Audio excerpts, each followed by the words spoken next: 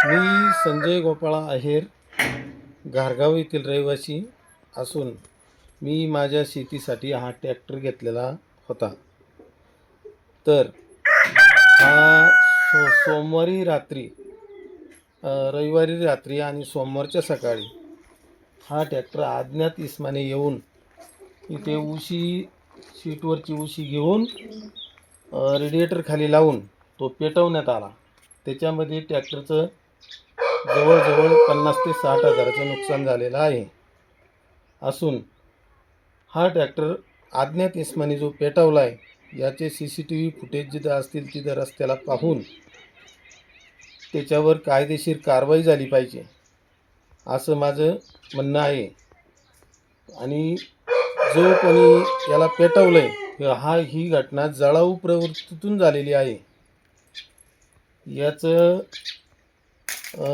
पोलिसांनी सुद्धा याच्याकडे लक्ष देऊन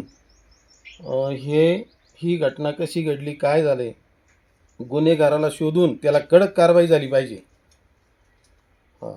एवढं नुकसान केलं आहे की कमीत कमी 50-60 हजाराचं नुकसान केलं आहे. सीटवरची उशी पुढे लावली आणि इथं डिझेल टाकीजवळ पेटवला.